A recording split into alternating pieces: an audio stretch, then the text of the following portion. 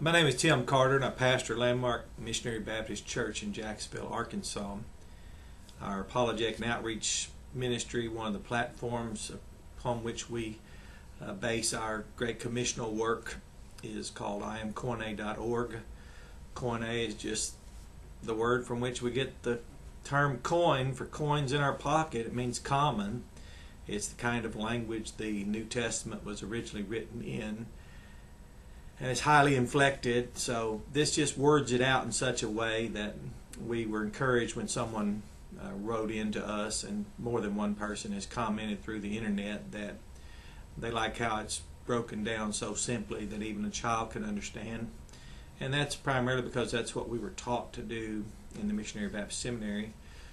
Dr. Don Price taught us to word it out, make it clear.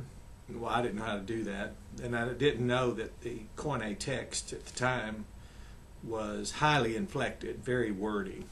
But I'm celebrating my 30th year among the Missionary Baptists, and in 1987, when you enter something called the Missionary Baptist Seminary, that was quite a shock, especially not having been a Missionary Baptist before. I'd been to the Landmark Missionary Baptist Church here in Jacksonville, Arkansas, as long ago as the late 70s, and whatever reasons we would be there, I would be there with someone else or for something else. And then I only heard of and could barely remember a name, Glenn Perry, and remember a Dr. Tom Stapleton very well. He's probably one of the best preachers I'd ever heard. Very gracious, always kind to us. And then Dr. William K. Roach came to Landmark, and of course he would see me and witness. He was always witnessing to me, and very encouraging to us. And he was there when, he was with my family when my older brother was killed, and he treated us as though we were part of that church, and we weren't members, we weren't in any way faithful. I'd never come forward even implying that I wanted to join. And of course, later I was out of church again, never really in church since the time I was 10 or 11. I would go to different types of churches. I attended a Free Will Baptist for a while, and then of course visited Assembly of God in Jacksonville, Arkansas here. But I was never faithful, didn't understand, and certainly had my life was certainly not oriented to the New Testament church and the New Covenant and the covenant community itself. And then when I realized those things through a small book called 52 Doctrinal Lessons, and then finally in 1987, for purposes of doctrine, teaching, and the grand gospel and liberating doctrines of the New Testament, I went into Landmark Missionary Baptist Church under the pastor, Dr. Lynn Baxter. And for 2 years, I went nowhere while I was in seminary. A lot of the preachers, students would go, and I'd hear they'd say they're in view of a call or something. Well, I knew I was dangerous. I didn't know enough to even get started, much more to go out there and presume to teach. So, long story short is I was really amazed at the diversity in the school, and how so many people from different types of churches were in the same seminary, but all supporting the same doctrines of the Bible. And I was very impressed with that. But in the American Baptist Association, as I now realize, so much tension and stress, and even, I don't want to say divisions, but they're there. It just, I still don't have my mind around it, and I don't have to. When my family needed me to just settle down and take care of them, I did. And then when our pastor, Dr. Lynn Baxter, left Landmark in 1999, I served as interim. Of course, made a lot of changes before I would pastor, and told the competing parties, the divisions in the church, including especially the deacons who were divided always. It seemed to be that their preoccupation was to be divided. So once they all met the terms under which I would pastor, then I stepped in and finance chairman, committees, took care of all the finances. A former secretary became the office manager. Youth pastor became the church administrator. And whatever they had been doing before, I have no idea. I never did find all that out. So that way I just focused on laboring in word and doctrine, giving myself continually to prayer and the Word of God. But what was really striking is that they made one unusual remark to me. They said that we use parliamentary procedure in our business meetings. Well, I had been to one or two business meetings. I hadn't noticed that they had used any parliamentary procedure and any way that adhered to something that would equate to something called parliamentary procedure. It was kind of a loose or casual whatever. People would make motions instead of move them. People would question the chair rather than the committee that had committee chairman to whom the chair had been relinquished. And so when I first started, I'd call the finance chairman up and he'd give his report. Well, then people would start talking to me about the church's finances, and I would call him back up and turn the chair over to him, and then people would ask him questions about anything going on in the church. Well, anyone over and responsible for that particular thing, whether it be Sunday school, whether it be curriculum in the Sunday school, whether it be their Awana program, or whether it be something with a youth trip, there was always the people responsible for that there, so I would turn that over to them. And I realized at that time it seemed very frustrating when they realized, well, Pastor, when do we take shots at you and you field questions? I said, well, if any of you have questions about the Bible, I'll answer them. I said, I attended Missionary Baptist Seminary to study the Word of God and search the Scriptures and to teach the Bible. If you all want me to talk about things in business, I said, we've already set that system up. We have authorized signatories. We have forms filled out when collections, offerings are received, and checks, cash, and others, and where the money would be designated, and envelopes here and checks there and cash here and 2 signatures and attesting to the count, and on and on and on and on. Even checks weren't written unless they had 2 signatures by authorized members of a finance committee that was already here when I came. So it was really new for them, novel for them to realize that everything they had asked for, exclusive pastorate of the Word of God and prayer. So I focused on outreach and counseling and weddings and funerals and baptisms and communion services, messages, teaching through the Bible, the classes I taught. I didn't really want for anything to do because there was more than enough to do as a pastor, and then of course I was always in school. But anyway, it was quite remarkable that where I'm at now 30 years later, I'm still not really in the American Baptist Association, because when I associated with a church that had Awana, I was kind of outed, disassociated, which is fine.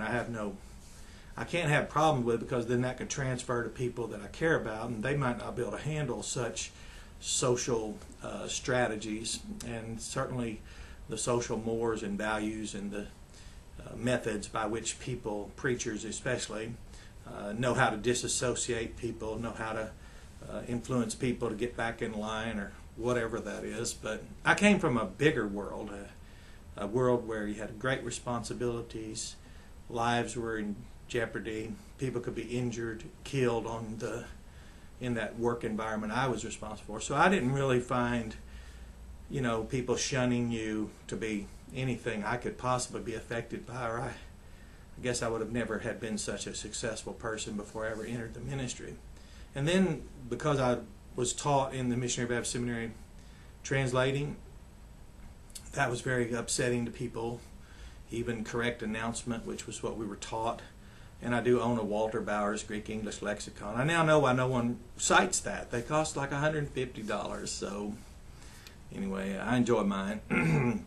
But then King James onlyism came along, and I was a King James user, meaning I could take the context, I could take the words, I could place them in the context, I could look up their meanings, and I was very proud to know that the content of the King James Bible, specifically the New Testament, was written by the Baptist William Tyndale.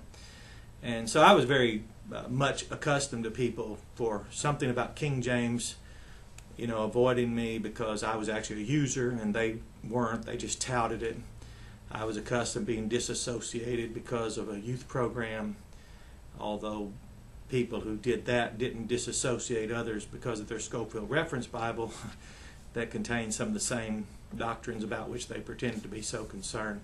So either it was from being a translator, using the Bible, knowing hermeneutics, not advocating King James onlyism, which is a tautology, using the King James Bible, knowing how to use the King James Bible, not going along with pre-trib or post-trib, but rather evaluating it for the sake of those who needed those things. I would then show them the fallible elements in it and show them the difference between what people say and what the text says and what's written, as we were trained to do. And I wouldn't have attended the Missionary Baptist Seminary had they not taught that. If I'd gone there for them to just say King James only, pre-trib, young earth, then I could have just remained in the charismatics, among charismatics or any denomination out there. That's not even considered Bible knowledge, such things. So with that said in mind, right now there's a lot of concern and turmoil about churches leaving, the American Baptist Association, young pastors, millennials, churches leaving. But the good thing for the American Baptist Association is whoever watches this video, you don't have to worry about pastors and churches leaving. First of all, there's more of pastors and churches out there that have never been associated into it. And I personally have no problem pastoring one of the Lord's churches. I have a great life, great family, great church. Nothing could be better for us. But from those who've never been associated in, because there's always something there, you stumble because I'm now an old earther, didn't even know it. That's the funniest thing I've ever heard, to call me an old earther. So you'd have to know my history and to know that really we've gone from pre to post to pre. We've gone from this to that. Well, I don't know. But the reason why the American Baptist Association doesn't have to concern itself with preachers and churches leaving is because they're already gone. People say, what about this Liberty Church Network? Well, since they promote camaraderie, they don't advocate rivalries, they don't compete with one another, they look at a structured approach on how to mutually encourage, support, and strategically go out and make disciples. They don't want to just fill seats or build buildings. They're interested in genuine connections. And you say, well, all that sounds good. Well, that's exactly what the American Baptist Association, how it was presented to me in the first place, that we would be a free association of independent churches who would associate together in such a manner as to make things better for each other, when in reality, we were Landmark Missionary Baptist Church in Jacksonville while I was working at night, going to seminary all day long, 4 days a week, full time, and working overtime as a manager in a real company. Some children applauded in a youth rally. Now, a rally is like what you see in a gymnasium before the ball game, and they have a pep rally. So when I heard that some children clapped in a rally, first I was shocked that a church would sponsor and host a rally, but I knew then that, well, the ABA must be quite liberal to have a youth rally. And so I thought, well, that's amazing that all those kids from different churches here in the Lone Oak Association were at a rally inside the sanctuary at Landmark Missionary Baptist Church in Jacksonville, Arkansas. But I learned otherwise. Even though it's called a youth, even though it's called a rally, and this has been years and years and years ago now, they clapped at a rally, not in a church service, not in a worship service. Well, then they told me that people stood up and marched out and exited, and that was the end of Landmark Missionary Baptist Church as an associated in the Lone Oak Association actively. And I never understood that. And then our pastor, our church had led to something called Life or something, and now it's become AYC, Winter Jam, and Amplify, whatever those things are. And the kids are now attending these rallies. They go to student life trips and camps. Now the camp in Bud Creek is so modernized and so different that I suppose maybe it'd be okay if our youth were there. I'm not sure how to navigate anymore, and I don't need to. It's just that I'll never need to be in the American Baptist Association. I'll never need to be in the Lone Oak Association. I can just be an independent church that associates to whatever extent I can achieve that for our church, and to whatever extent it's beneficial for our church. Our pastor led our church, Dr. Lynn Baxter, to no longer support our seminary. New seminaries have been founded and established. That was very difficult for me to wrap my brain around that. I understood. But then when you try to lead a church back to those things, then, well, what's going on there now? It's just, it's almost so exasperating that the intended purpose of association was like the word interdependence. That is, you have two independents who do well, and then when they interdepend, things are better for both of them.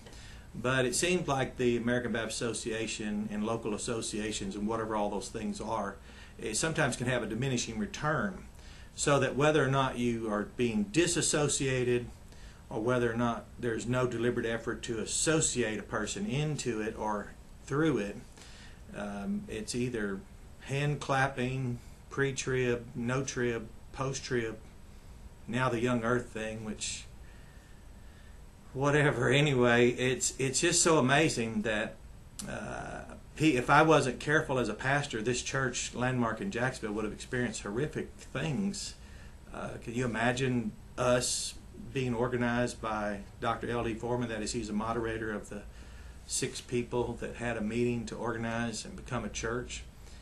And then if they found out they were now, oh, too bad, y'all are old earthers, or too bad you're still pre-trib, we moved to post-trib. Well, I don't know who it is that's doing the moving back and forth. But again, just with that alone, it's a pendulum that you need to be careful where you stand, because it does not swing to come and help you and transition you to where things have moved. It swings, and if you're not careful, it will knock you over. So I've protected Landmark and guarded over them. It's been an honor. They're the church that the Lord called me to come out from all the world's religions, all of them. And they're the ones that, through teaching me what baptism was, untangled me, as Dr. James Candler helped me with that. So that's enough, but don't worry about churches leaving the American Baptist Association and young preachers going out there to find greener pastures. It's primarily because they've already gone.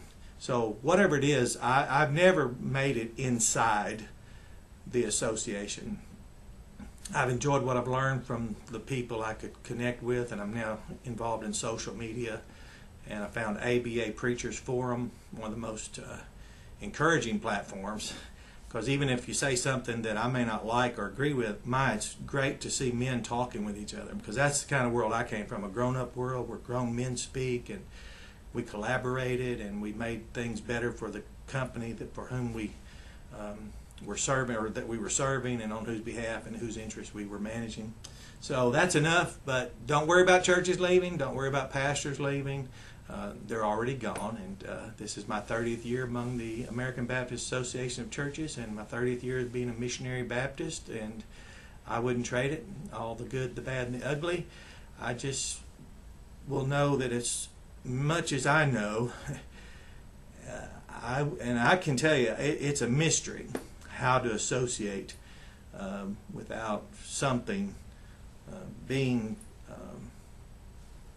without some kind of cause of stumble. So I'd rather just not try to walk if I'm just going to be knocked down. So I'll just continue to pastor Landmark Missionary Baptist Church at the pleasure of the Lord of this church, Jesus Christ. And you all have a blessed